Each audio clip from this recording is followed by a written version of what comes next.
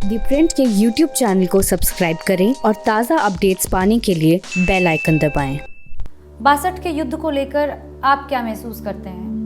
पीड़ा, असहाय या फिर कुंठा? क्या आपके मन में भी इस युद्ध से जुड़े बहुत सारे सवाल हैं जिनके जवाब आप अक्सर सोशल मीडिया पर खोजते हैं? आज हम इनमें से कई सारे सवालों के जवाब एक फौजी की कहानी के जरिए जानने की कोशिश करेंगे। इन फौजी का नाम था ब्रिगेडियर जेपी डालवी। हाल ही में इनका 100वां जन्मदिन इनके परिवार ने मनाया है और इनकी लिखी एक किताब का रेलेवेंस आज और भी ज़्यादा बढ़ गया है क्योंकि भारत चीन का सीमा विवाद भी बढ़ गया है। जेपी डालवी की किताब 1969 में पब्लिश हुई थी। किताब का नाम था हिमालयन ब्लंडर। जब ये किताब पब्लिश हुई थी तो भारत सरकार ने इसे ये कहते हुए बैन कर दिया था कि ये संवेदनशील मामला है। सरकार का ये आरोप था कि ये किताब तत्कालीन लीडरशिप पर गंभीर सवाल उठाती है। इस किताब की भूमिका तब लिखी जा चुकी थी जब वो 7 महीने तक चीन की कैद में थे और एक युद्धबंदी के तौर पे अपना जीवन गुजार रहे थे। जिस रात ये किताब लिखने का उन्हें ख्याल आया, उस रात का किस्सा मैं आपको सुनाती हूँ। 21 नवंबर 1962 की रात थी। एक चीनी मेजर दौड़ते दौड़ते आया। उसने मुझे चिल्लाते हुए जगाया। वो किसी खुशखबरी की बात कर रहा था। मुझे समझ नहीं आया कि कौन सी खुशखबरी। उसने मुझे बताया कि भारत चीन का युद्ध खत्म हो चुका है। मैंने पूछा क्यों? उसने बताया कि चीन भारत के साथ सीमा विवाद का ये मसला इस तरह हल नहीं करना चाहता। चीन तो युद्ध ही नहीं करना चाहता, भारत है जो युद्ध करने पर उतारू है। चीन ने सिर्फ एक रिएक्शनरी स्टेप उठाया है। चीनी मेजर यहीं तक नहीं रुका, वो आगे बोलता चला गया। उसने कहा, हम लोग तो भारत के साथ एक कॉन्फ्रेंस टेबल पर सारे मसले सुलझाना चाहते हैं। भारत और चीनी भाई भाई हैं। भाई भाई तो हैं, लेकिन ये बात भी साफ हो जाती है कि भारत कभी चीन के सामने टिक नहीं पाएगा। जो चीनी मेजर ये बात बोल रहा था तो हमारे भारत का एक फौजी अपने देश के लिए एक शर्म महसूस कर रहा था और उसी वक्त उसने सोच लिया था कि वो इस युद्ध की सच्चाई दुनिया के सामने लाएगा। उनके पास उस वक्त ना रेडियो था, ना अखबार था और ना कोई किताब, लेकिन उन्होंने अपने आप से एक वादा किया था कि वो इसका सच सामने लाकर रहेंगे, जो आखिरकार 1969 में पूरा भी हुआ और ये किताब हमारे सामने आई।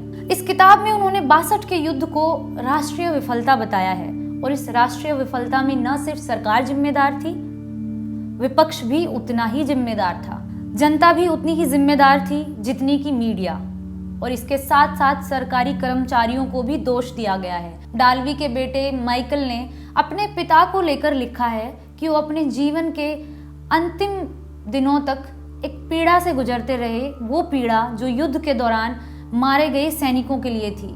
इस किताब का फॉरवर्ड लिखने वाले पत्रकार फ्रैंक मॉरिस ने कहा था कि डालवी की बातें सुनकर ऐसा लगता है कि उस वक्त हमारे भारत की लीडरशिप भारत के खिलाफ ही काम कर रही थी। डालवी 62 के युद्ध के लिए 3 लोगों को जिम्मेदार मानते हैं: तत्कालीन प्रधानमंत्री Pandit Jawaharlal Nehru, defence minister V K Menon और लेफ्टिनेंट जनरल ब्रिज मोहन कौल।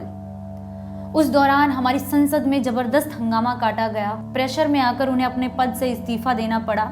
नेहरू से नजदीकियां होने के चलते उन्हें कैबिनेट का ही हिस्सा रखा गया, हालांकि उनके पास कोई पोर्टफोलियो नहीं था। इस किताब के द फेटफुल नाम के चैप्टर में 600 चीनी सैनिकों की घुसपैठ के बारे में बताया गया है कि कैसे वो अरुणाचल के थागला रिज को क्रॉस करते हुए भारत में घुसे। इस किताब में दिल्ली से जारी किए जा रहे आदेशों के बारे में भी बताया गया है कि कैसे उन्हें सीमा पर चल रहे विवाद को लेकर जानकारियां नहीं थी। इसके साथ ही सेंट्रल मिनिस्ट्रीज के आपसी कंफ्यूजन को लेकर भी बहुत कुछ बताया गया है। ये तो हो गई राजनीतिक बातें, लेकिन सैन्य नेतृत्व उस वक्त क्या कर रहा था इसके बारे में भी डालवी कई सारी परतें खोलते हैं। जैसे वो बताते हैं कि हमारे सैनिक चीनी सैनिकों की तुलना में कमजोर थे। वो युद्ध के लिए तैयार नहीं थे, लेकिन उन्हें भेजा गया। हमारे सैनिकों के पास दूसरे विश्व युद्ध की राइफलें थी, लेकिन चीनी सेना के पास AK-47 थी। तो जब तक हमारे जवान अपनी राइफलों से लड़ सकते थे वो लड़े। उसके बाद उन्होंने हाथों से अपनी लड़ाई शुरू की। किसी जवान को अगर AK-47 हाथ लग जाती थी तो वो उससे भी लड़ता था।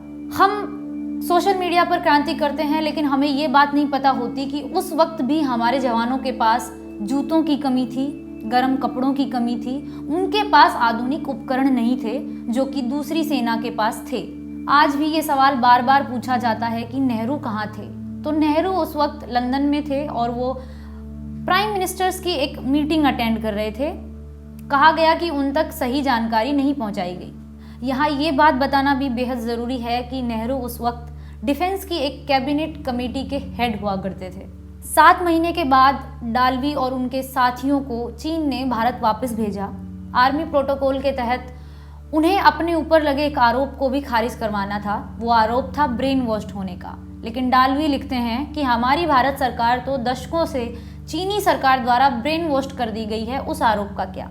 अगर आपको हमारा ये सेगमेंट अच्छा लगा तो हमारे इस वीडियो को शेयर करें, हमारे YouTube चैनल को लाइक और सब्सक्राइब करें।